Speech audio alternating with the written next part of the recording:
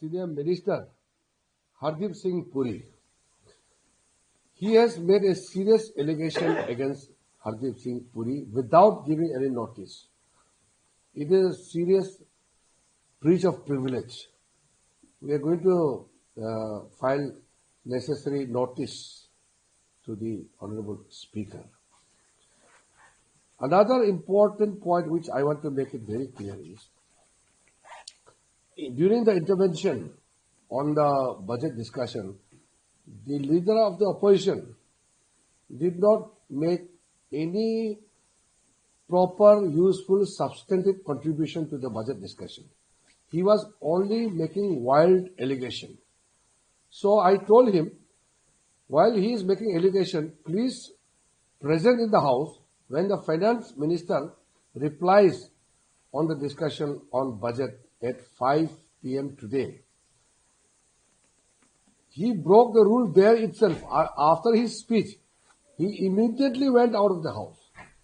The rule in the House is, once a member makes his speech, he cannot leave the House immediately after his speech is over. Shri Rahul Gandhi deliberately does this repeatedly after his speech, which normally is full of lies and allegation.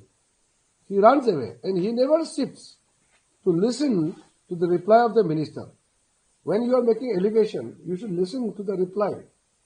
So it is very unfortunate that we don't have a very serious nature or a person with a serious character befitting the position of the leader of opposition. So our party has taken a stand that we will counter Rahul's lies outside, but inside the House, notice will be issued. We will serve the first notice to the Speaker.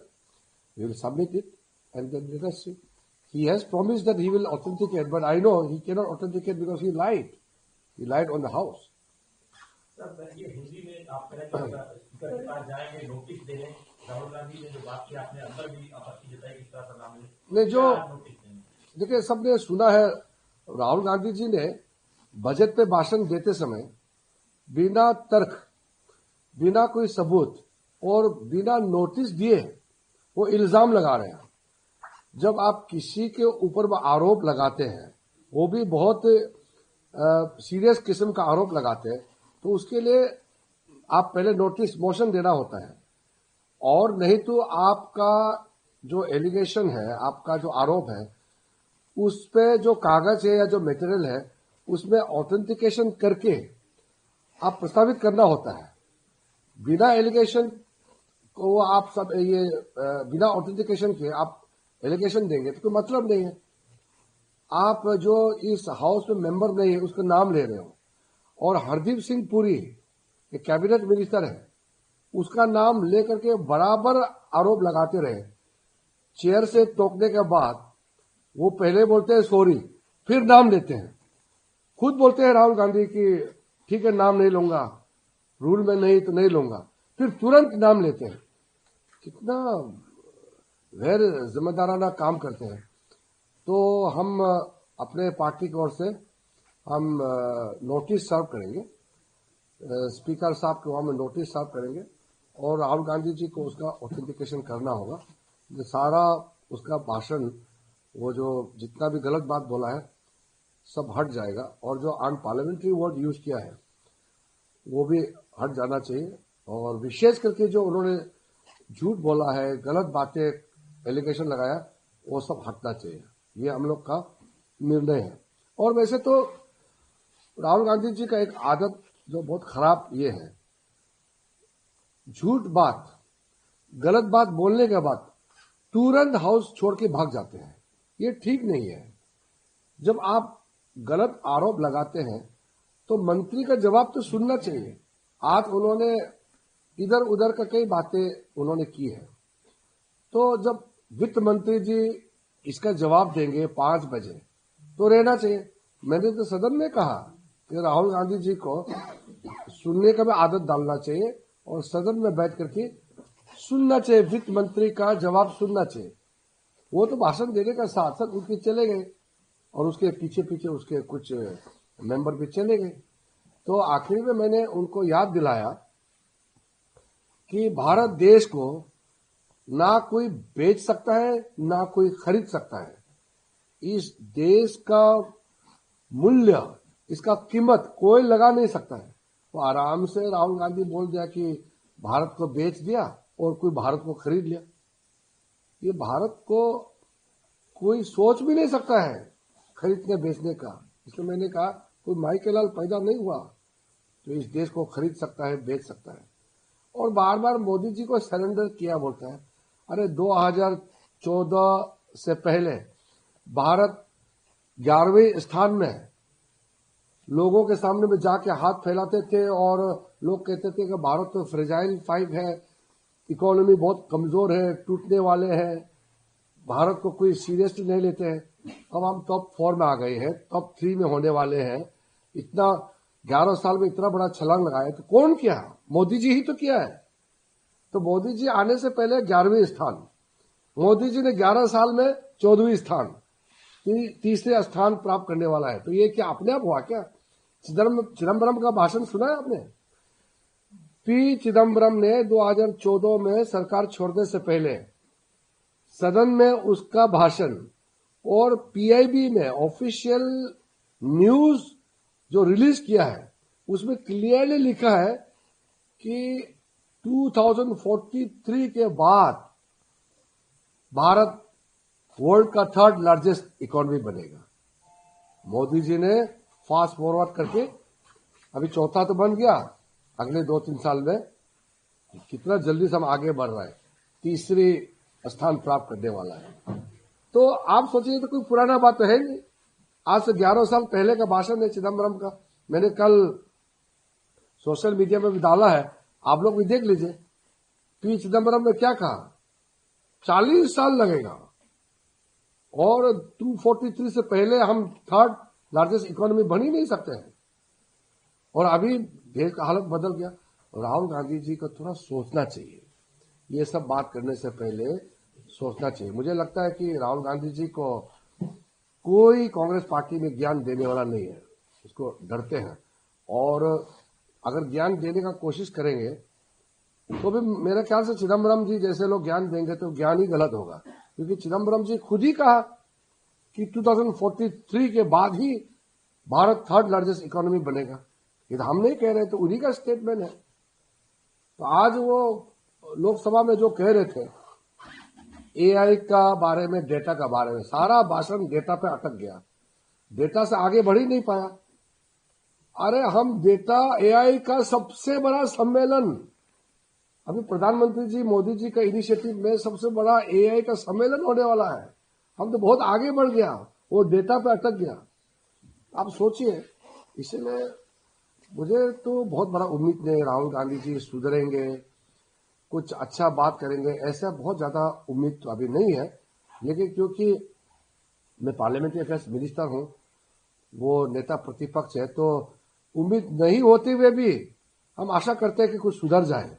आज भी सोचा कि कुछ अच्छा भाषण देंगे, सुधरा ही नहीं। आज तो पूरा हम लोग को बहुत नाखुश कर दिया उन्होंने।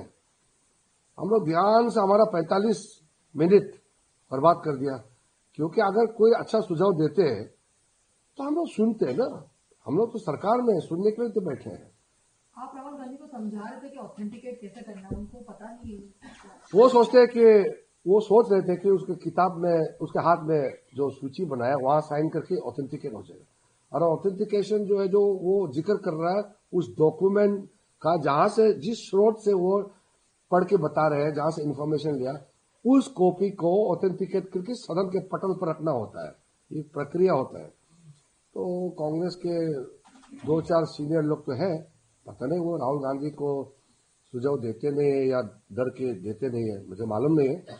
लेकिन नियम नीति जो है पढ़ाना चाहिए। पार्लियामेंट तो नियम से चलेगा, हर आदमी मर्जी बात करेंगे तो पार्लियामेंट कैसे चलेगा? रूल्स रेगुलेशन सबको मानना है। कल हम लोग ने बड़ा दिल से हमने कहा कि देखो, हम तो चर्चा चाहते हैं। कांग्रेस पार्टी से जो वरिष्ठ लोग आए, मेरे साथ मीटिंग हुए थे, अखिलेश यादव जी, अभिषेक बैनर्जी, TR बालू जी, ये सारे सीनियर हमारे साथ बैठे हैं, तो हमने कहा कि हम लोग बजट पे चर्चा करके उसको समाप्त करना चाहते हैं। फिर पता नहीं क्या इशू लेकर के आज वो फिर क्वेश्चन आवर को डिस्टर्ब किया। कांग्रेस को भरोसा करना मुश्किल है, लेकिन मैं मजबूरी से बार बार भरोसा करता हूं क्योंकि हम चाहते हैं कि तालमेल करके चलना चाहिए। आपने कोई 20-25 लोग की बात भी कही थी आज में कि 20-25 लोग जैसे कि मार्जिन किया स्पीकर के रूम में, तो ये जब 20-25 कांग्रेस MP स्पीकर के चैम्बर में जबरदस्त घुस गए, तो मैं भी दौड़ के गए कि भाई स्पीकर साहब के साथ क्या बदसलूकी किया जा रहा है। तो वहां इतना गाली गलौज किया गया, और वो भी प्रियंका जी और वेणुगोपाल जी भी वही थे, उन्हीं के सामने में गाली किया। वेणुगोपाल जी और प्रियंका गांधी जी ने गाली नहीं दिया, उनके मौजूदगी में कांग्रेस MP लोग ने बहुत गाली दिया और कहा कि प्रधानमंत्री, देश का प्रधानमंत्री का हम लोग क्या करता है आप लोग देखो, प्रधानमंत्री जब आएंगे सदन में उसके साथ क्या करता है आप लोग देख लो, ऐसे दिया है। ऐसे बात करने का बाद वो रिकॉर्ड भी हुआ है उसका जो घटना है। हम तो इसको कहना नहीं चाहते थे, लेकिन अब कांग्रेस बार बार झूठ बात बोल रहे हैं, तो हम लोग इसलिए बताया कि हम लोग ने कितना संयम के साथ काम किया है। हम लोग का सहन शक्ति बहुत ज्यादा है, हम लोग कांग्रेस के जैसे बिहेव नहीं कर सकते हैं। हमारा संख्या इतना ज्यादा है बीजेपी और NDA का MPs को, हम भी अगर खुला छूट दे देंगे तो वहां महाभारत नहीं हो जाते, तो कितना खराब लगता है कि नहीं। तो हम लोग तो ये सब नहीं चाहते ना।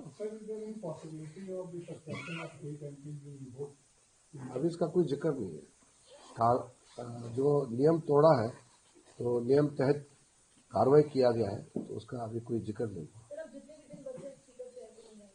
वो स्पीकर साहब का खुद का निर्णय है कि वो चेयर में अभी नहीं बैठेंगे, लेकिन अफसोस की बात है जो स्पीकर इतना अपोजिशन को बुला करके इतना समय देते हैं, इतना बोलने के लिए देते हैं, बातचीत करता है, और स्पीकर के चेयर से जो डायरेक्शन देते हैं उसको भी अपोजिशन वाला नहीं मानते हैं। तो और ऊपर से स्पीकर के खिलाफ ही अविश्वास प्रस्ताव लाएंगे। मैंने पहले बार देखा हूं ऐसा। हम लोग तो विपक्ष में इतने साल रहे हैं, कभी भी हमने स्पीकर के सामने में ना कागज फेंका, ना हम टेबल पर चढ़े। हम तो जब मैं नए नए आए थे पार्लियामेंट में, आडवाणी जी बहुत नाराज हो गए थे, हम लोग गलती से बीच पहुंच गए। जो बीच का होता है ना, इस तरफ अपोजिशन होते हैं, उस तरफ रूलिंग पार्टी होते हैं। हमारे लोग, हम अजमल कस्साब को फांसी देना चाहिए नारा लगा लगा कि जब नीचे वेल पे पहुंचे, थोड़ा सा आगे गया, आडवाणी जी इतना नाराज हो गए हमारे ऊपर में, कहा कि हमारे लोग वहां मत जाओ, ये उनका जगह है, हम प्रोटेस्ट करेंगे अपने जगह में बैठ करके, बिल्कुल वहां नहीं जाना। इतना डांट लगाया। अभी तो उनका नेता ही कह रहे कि उधर जाओ, प्रधानमंत्री का कुर्सी तक जाओ। कैसे लोग हैं लोग, बिखर गए उनके सोच। कांग्रेस वाले सुधर नहीं सकते और देश का जनता इसको कभी विश्वास भी नहीं कर सकते। कैसे इसको विश्वास करेंगे, इतना बचकाना हरकतें करते हैं, इतना इमेच्योर है। We are going to file a notice, privilege notice, against Sri Rahul Gandhi for misleading the House and also making baseless statement. There is a very clear-cut rules of procedure conduct of business in the Lok Sabha and Rajya Sabha. When a member intends to make serious charges of allegation against another member, then you have to make a notice and also substantiate the allegation. So I have on the floor of the House requested Sri Rahul Gandhi ji to make necessary authentication of those points he has made. Number one, Sri Rahul Gandhi has made useless and false allegation against the government, against the Prime Minister, saying that Prime Minister has sold India in Indian interest. On what basis? Secondly, he took the name of the senior minister, Hardeep Singh Puri. He has made a serious allegation against Hardeep Singh Puri without giving any notice. It is a serious breach of privilege. We are going to file necessary notice to the Honorable Speaker. Another important point which I want to make it very clear is, during the intervention on the budget discussion, the leader of the opposition did not make any proper, useful, substantive contribution to the budget discussion. He was only making wild allegation. So I told him, while he is making allegation, please present in the House when the finance minister replies on the discussion on budget at 5 p.m. today. He broke the rule there itself. After his speech, he immediately went out of the House. The rule in the House is, once a member makes his speech, he cannot leave the House immediately after his speech is over. Shri Rahul Gandhi deliberately does this repeatedly. After his speech, which normally is full of lies and allegation, he runs away and he never sits to listen to the reply of the minister. When you are making allegation, you should listen to the reply. So it is very unfortunate that we don't have a very serious nature or a person with a serious character befitting the position of the leader of opposition. So our party has taken a stand that we will counter Rahul's lies outside, but inside the House, notice will be issued. We will serve the first notice to the Speaker. We will submit it, and then let us see. He has promised that he will authenticate, but I know he cannot authenticate because he lied. He lied on the House. ये जो देखिए सबने सुना है, राहुल गांधी जी ने budget पे भाषण देते समय बिना तर्क, बिना कोई सबूत और बिना नोटिस दिए वो इल्जाम लगा रहे हैं। जब आप किसी के ऊपर आरोप लगाते हैं, वो भी बहुत सीरियस किस्म का आरोप लगाते हैं, तो उसके लिए आप पहले नोटिस मोशन देना होता है, और नहीं तो आपका जो एलिगेशन है, आपका जो आरोप है, उस पे जो कागज है या जो मटेरियल है, उसमें ऑथेंटिकेशन करके आप प्रस्तावित करना होता है। बिना एलिगेशन को आप सब ये बिना ऑथेंटिकेशन के आप एलिगेशन देंगे तो कोई मतलब नहीं है। आप जो इस हाउस में मेंबर नहीं है उसका नाम ले रहे हो, और हरदीप सिंह पुरी जो कैबिनेट मिनिस्टर है उसका नाम लेकर के बराबर आरोप लगाते रहे। चेयर से टोकने के बाद वो पहले बोलते हैं सॉरी, फिर नाम लेते हैं। खुद बोलते हैं राहुल गांधी कि ठीक है नाम नहीं लूंगा, रूल में नहीं तो नहीं लूंगा, फिर तुरंत नाम लेते हैं। कितना गैर जिम्मेदाराना काम करते हैं। तो हम अपने पार्टी की ओर से हम नोटिस सर्व करेंगे, स्पीकर साहब के वहां में नोटिस सर्व करेंगे, और राहुल गांधी जी को उसका ऑथेंटिकेशन करना होगा। जो सारा उसका भाषण, वो जो जितना भी गलत बात बोला है सब हट जाएगा, और जो अनपार्लियामेंट्री वर्ड यूज किया है वो भी हट जाना चाहिए, और विशेष करके जो उन्होंने झूठ बोला है, गलत बातें एलिगेशन लगाया, वो सब हटना चाहिए। ये हम लोग का निर्णय है। और वैसे तो राहुल गांधी जी का एक आदत जो बहुत खराब ये है, झूठ बात, गलत बात बोलने के बाद तुरंत हाउस छोड़ के भाग जाते हैं। ये ठीक नहीं है। जब आप गलत आरोप लगाते हैं तो मंत्री का जवाब तो सुनना चाहिए।